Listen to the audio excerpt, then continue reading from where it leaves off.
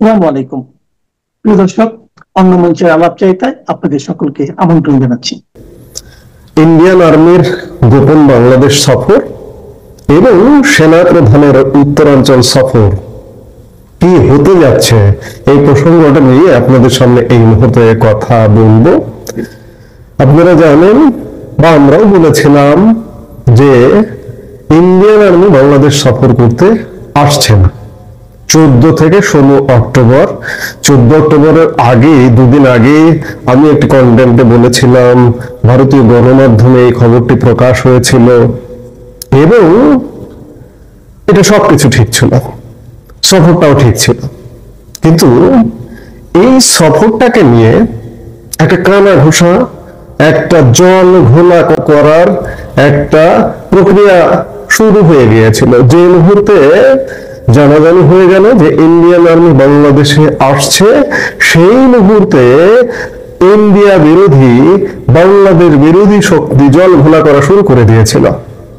যখন সেনাবাহিনী দেখেছে যে এটি নিয়ে জল ঘোলা হতে পারে, এটি নিয়ে বিক্ষোভ, প্রতিবাদ এবং রাজনৈতিক পরিস্থিতি ঘোলাটে করা হতে পারে, তখন ছড়ানো হয়েছিল যে ইন্ডিয়ান আর্মি বাংলাদেশ সফরটি বাতিল করেছে।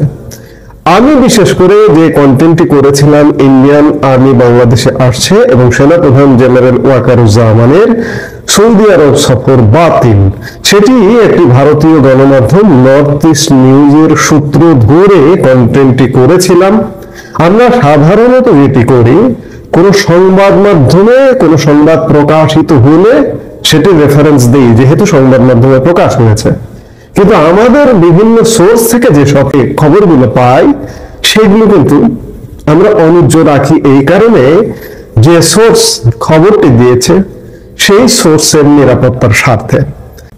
সফরটা যথারীতি যেভাবে প্ল্যান মাফিক হবার কথা ছিল, যে বিভাগ, যে দপ্তরে তাদের সফর করার কথা ছিল, তারা সে দপ্তর, এমনকি কক্সবাজারের রামু সেনাবাহিনীর 10ম পদাতিক ডিভিশন, বিভিন্ন দপ্তরের সাথে ইন্ডিয়ান আর্মির যে বৈঠকের কথা ছিল, সেই বৈঠকগুলা যথা নিয়মে অনুষ্ঠিত হয়েছে। এবং গত 9 অক্টোবর সেনাবাহিনীর আন্তঃযোগাযোগে একটা চিঠি, বিস্তারিত চিঠি ইস্যু করা হয়েছিল। সেই চিঠিটাও কিন্তু সিভিল সোসাইটিতে, পাবলিকে, যারা ভারত বিরোধী, তাদের হাতে পৌঁছে গেছে। সেই চিঠিটা নিয়ে কেবল তারা পানি ঘোলা করবার চেষ্টা করছিল। এমনকি এমনটাও প্রস্তুতি ছিল যে ইন্ডিয়ান আর্মি বাংলাদেশে এসছে, কেন এসছে, এটি নিয়ে ছাত্র সমাজের পক্ষ থেকে ছাত্র সমাজকে উস্কিয়ে দিয়ে একটা বিক্ষোভ করবারও পরিকল্পনা ছিল, যার দরুন বাংলাদেশ সেনাবাহিনী এই ভিজিটটাকে অফিসিয়াল ঘোষণা করেনি এবং এখন পর্যন্ত অফিসিয়ালি কোনো ঘোষণা করেনি। এবং 16 তারিখে যথারীতি ইন্ডিয়ান আর্মি তাদের কাজকর্ম সেরে ইন্ডিয়াতে ফিরে গেছে।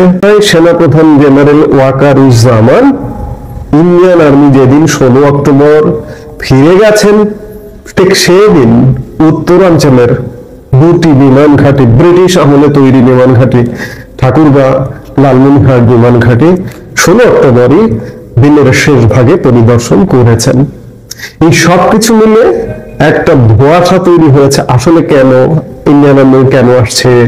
সেনাপ্রধান জেনারেল ওয়াকার সেই চিকেন লেকের পাশে যে ব্রিটিশ আমলের ঘাঁটি ঠাকুরগাঁ এবং লালমনিরহাট বিমান ঘাঁটি পরিদর্শন করছেন, কৌশলগত নিরাপত্তা জনিত কি ঘটনা ঘটছে, এই প্রশ্নগুলা দানা বাঁধছে। খেয়াল করুন, গত 15 মাস যাবৎ বাংলাদেশের সাথে ভারতের সম্পর্ক একটা টানটান উত্তেজনাপূর্ণ সম্পর্ক, টানাপোড়েনের সম্পর্ক। এর মধ্যে গঙ্গা যমুনার বহু জল গড়িয়েছে। ভারতের আমাদের এখানে খুব একটা আনাগোনা আমরা আসলে দেখিনি। পাকিস্তান প্রতিনিয়ত আসছে, বলা যায় পাকিস্তান সেনাবাহিনীর লোকজন বাংলাদেশে পড়ে আছে, গোপনে প্রকাশ্যে পড়ে আছে। মার্কিন সেনাবাহিনী গোপনে প্রকাশ্যে পড়ে আছে, কিন্তু ইন্ডিয়ান আর্মির তৎপরতা এখানে নেই। ইন্ডিয়ান আর্মির তৎপরতাটা কখন শুরু হয়ে গেছে, যখন মার্কিন যুক্তরাষ্ট্র থেকে ইন্ডিয়া একটি সিগন্যাল পেয়েছে। সিগন্যালটা এই যে বাংলাদেশ নিয়ে ভারত যে সিদ্ধান্ত নেবে সেই সিদ্ধান্তের সাথে মার্কিন যুক্তরাষ্ট্র সহমত পোষণ করবে বা একমত পোষণ করবে। এই কথাটা কিন্তু আপনারা জানেন, এটা গত ফেব্রুয়ারিতে ভারতের প্রধানমন্ত্রী নরেন্দ্র মোদী যখন মার্কিন যুক্তরাষ্ট্র সফর করেছিলেন তখন কিন্তু ডোনাল্ড ট্রাম্প স্বয়ং প্রকাশ্যে গণমাধ্যমে বলেছিলেন, আপনারা শুনেছেন, যে বাংলাদেশ বিষয়টি আমার বন্ধু মোদী দেখবে। কারণ ভারত দীর্ঘ শত বছর ধরে এই বিষয়গুলো নিয়ে কাজ করে। শত বছর বলতে ভারত স্বাধীনতার আগে, মানে এটা এক ছিল। ডোনাল্ড ট্রাম্প এটাই বোঝাতে চেয়েছেন যে এটা এক ভূমি ছিল, ভারতবর্ষের একটা অংশ ছিল। কাজে বিষয়টি বন্ধু মোদী দেখবে। মাঝখানে অনেক ঘটনা দুর্ঘটনা ঘটেছে, ভারতের সাথে মার্কিন যুক্তরাষ্ট্রের সম্পর্কে টানাপোড়েন ঘটেছে, এবং দীর্ঘ টানাপোড়েনের পরে ভারতের সাথে সম্পর্কের একটা স্থির অবস্থা বা একটা ভালো অবস্থায় এসছে ইতিমধ্যে আসার পথে।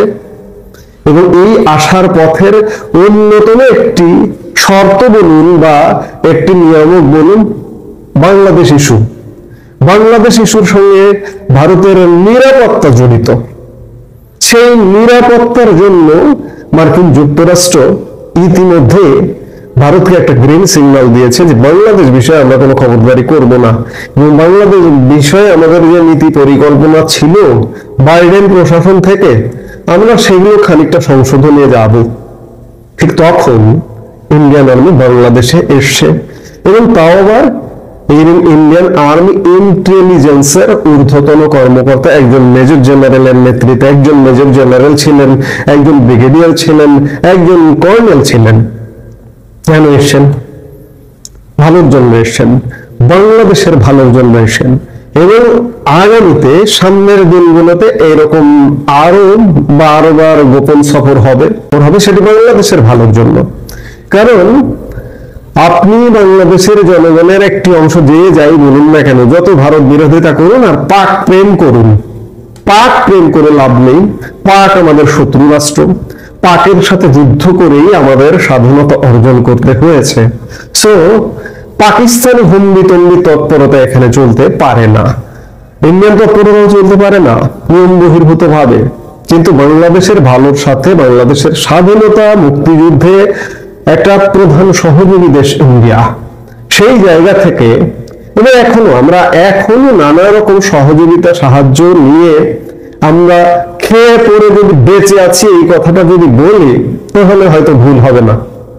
বিভিন্ন উদাহরণ, বিভিন্ন কিছু আপনারা জানেন, যারা ভারত বিরোধিতা করেন তারাও জানেন যে ইন্ডিয়া যদি আমাদের কাছ থেকে দূরে সরে যায় তাহলে আমাদের কি হয়। সেই জায়গা থেকে ইন্ডিয়া কূটনৈতিক প্রোটোকল মেনটেন করে ইন্ডিয়ান আর্মি বাংলাদেশে সফর করবে, বাংলাদেশের ভালোর জন্য কাজ করবে, এমনকি পাকিস্তানিদের জন্য থ্রেট হিসেবে কাজ করবে, সেটি বাংলাদেশের ভালোর জন্য করবে। এবং ইন্ডিয়ান আর্মি একটা পূর্ব প্রস্তুতির জন্য একটা সফর করে গেছে। প্রস্তুতিটা নানা রকম হতে পারে। এবং আরেকটি বিষয় যে এখানে কোনো সংঘাত হবে এমনটা নয়, প্রস্তুতি রাখা, আলাপ আলোচনার মাধ্যমে এই যে সামগ্রিক যে সমস্যা বাংলাদেশে এই মুহূর্তে চলছে, মার্কিন অগ্রাসনের একটা সেই অগ্রাসনটা আলাপ আলোচনার মাধ্যমে সরিয়ে দেওয়া, এটি হবে। কোনো যুদ্ধ, কোনো সংঘাত অন্ততপক্ষে ভারতের পূর্ব সীমান্তে বাংলাদেশ দিয়ে হবে না। এই নিরাপত্তাটা নিশ্চিত করবার জন্য ইন্ডিয়ান আর্মি সরেজমিনে, ইন্ডিয়ানরা আছেন বিভিন্ন ভাবে, তারা থাকেন, ইন্ডিয়ান গোয়েন্দা সংস্থা র বাংলাদেশে বিভিন্ন ভাবে আছে, থাকে, সবসময় থাকে। কিন্তু সরেজমিনে Indian army intelligence Bangladesh visit করে গেল। এবং এই যে সেনাপ্রধান যে উত্তরাঞ্চল ভিজিটে গিয়েছিলেন তার সঙ্গে ইন্ডিয়ান আর্মি ছিল। কেউ কেউ বলে, আবার কেউ কেউ বলে যে না, ইন্ডিয়ান আর্মি চলে যাবার পরে তিনি ভিজিট করেছেন। যেটি হোক না কেন, এখানে ভালোর জন্য কোনো কর্মকাণ্ড হচ্ছে। এবং সামনের দিনগুলোতে এই যে বাংলাদেশের যে 15 মাসের একটা ক্রান্তিকাল গেল এবং আরো হয়তো কয়েক মাস যাবে, আরো 2-1 মাস হয়তো লাগতে পারে, বাংলাদেশ খুব শীঘ্রই তাদের নির্ধারিত যে লক্ষ্য, বাংলাদেশের যে নির্ধারিত পথ, সেই পথে ফিরবে। বহু ক্ষতি হয়ে গেছে, 50 বছর পিছিয়ে দিয়েছে ডক্টর ইউনূসের সরকার এবং ষড়যন্ত্রকারীরা। সেটি শীঘ্রই বাংলাদেশ তার কক্ষপথে ফিরবে, কক্ষপথ থেকে বিচ্যুত হবার পথে যাচ্ছিল। সবকিছু মিলে এটি বলবো, ইন্ডিয়ান আর্মির বাংলাদেশ সফর এটি বাংলাদেশের ভালোর জন্য। সেনাপ্রধান জেনারেল ওয়াকারুজ্জামানের উত্তরাঞ্চল ভিজিটও এগুলো সবই বাংলাদেশের ভালোর জন্য। আমরা নিশ্চয়ই সামনে ভালো কিছুর আরো অনেক আভাস পাব। 15টা মাস হয়ে গেছে বাংলাদেশের। এই 15 মাসে কি পরিমাণ সর্বনাশ হয়ে গেছে আপনি ব্যাখ্যা বিশ্লেষণ করে শেষ করতে পারবেন না। আপনি ভেবেছিলেন যারা জুলাই আগস্টের আন্দোলনকে সমর্থন করেছেন, করেন, এখনো করেন, তারা ভেবেছেন একজনকে নোবেল বিজয়ী একজনকে দায়িত্ব দিয়ে বাংলাদেশকে ইউরোপ আমেরিকা বানাবেন, সিঙ্গাপুর বানাবেন। অথচ গত 15 মাসে বাংলাদেশের একের পর এক সর্বনাশ হতে চলেছে। বাংলাদেশের পাসপোর্ট এই মুহূর্তে একটা অগৌরবের বিষয় হয়ে গেছে। কদিন আগে বাংলাদেশ পাসপোর্ট সূচক বেরিল 100তম। বাংলাদেশ 33তম অর্থনীতির দেশ। যেসব দেশের অর্থনীতি নেই, জিডিপি নেই, আফ্রিকার অনেক দেশ, সেসব দেশের তুলনায় বাংলাদেশের পাসপোর্ট পিছিয়ে। বাংলাদেশের পাসপোর্টকে কেউ বিশ্বাস করে না, বাংলাদেশের পাসপোর্টকে কেউ ভিসা দেয় না। এসবেরই ধারাবাহিকতায় এবার জাতিসংঘ থেকে আমরা একের পর এক বিতাড়িত হতে শুরু করেছি। জাতিসংঘের শান্তিরক্ষী মিশনে, আমাদের শান্তিরক্ষী মিশনে একটা খুব বড় অংশগ্রহণ বরাবর থাকে। এটা বলা যায় 1988 সাল থেকে আমাদের এই অংশগ্রহণটা শুরু হয়েছে এবং অদ্যাবধি আছে। এই মুহূর্তে জাতিসংঘে আমাদের টোটাল সামরিক বেসামরিক বাহিনী মিলিয়ে কাজ করছে 5619 জন বাংলাদেশি শান্তিরক্ষী, বিশ্বের 10টি অঞ্চলে এই দায়িত্ব পালন করছে। এর মধ্যে আপনারা নিশ্চয়ই এর খবর পেয়েছেন, কদিন আগে বাংলাদেশ পুলিশের পুরো একটি কন্টিনজেন্টকে কঙ্গো গণতান্ত্রিক প্রজাতন্ত্র থেকে প্রত্যাহারের নির্দেশ দেওয়া হয়। 180 সদস্যের এই কন্টিনজেন্টের মধ্যে 70 জন নারী পুলিশ কর্মকর্তা রয়েছেন। আগামী নভেম্বরের মধ্যে দেশে ফিরে আসতে হবে তাদেরকে। মাত্র 2 মাস আগে এই কন্টিনজেন্টের অংশ হিসেবে জাতিসংঘের একমাত্র সর্বনারী পুলিশ মোতায়েন করা হয়েছিল। আবার গতকালকে খবর এলো জাতিসংঘ শান্তিরক্ষী 5টি মিশন থেকে 1313 জন বাংলাদেশ শান্তিরক্ষীকে ফেরত পাঠানোর উদ্যোগ নিয়েছে জাতিসংঘ সদর দপ্তর। এই 5 মিশনে সেনা, নৌ ও বিমান বাহিনীর সদস্য রয়েছেন। গত 14 অক্টোবর জাতিসংঘ শান্তিরক্ষা কার্যক্রমের মিলিটারি অ্যাফেয়ার্স কার্যালয়ের ভারপ্রাপ্ত সামরিক উপদেষ্টা লেফটেন্যান্ট জেনারেল শেরিল পিয়ার্সের পাঠানো এক চিঠিতে সামরিক সদস্য প্রত্যাহারের সিদ্ধান্তটি জানানো হয়। চিঠিটি বাংলাদেশের সামরিক উপদেষ্টাকে দৃষ্টি আকর্ষণ করে জাতিসংঘের বাংলাদেশ স্থায়ী মিশনে পাঠানো হয়েছে। কেন এমনটা হচ্ছে? অর্থ সংকট। জাতিসংঘ শান্তিরক্ষী মিশনের অর্থ সংকট দেখা দিয়েছে।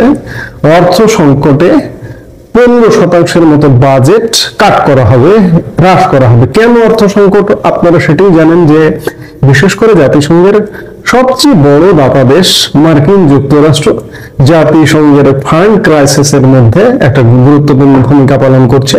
জাতিসংঘে যেভাবে ফান্ড দিয়ে আসছিল মার্কিন যুক্তরাষ্ট্র, ডোনাল্ড ট্রাম্প এসে সেই ফান্ড বিভিন্ন খাত থেকে কেটে ফেলেছে।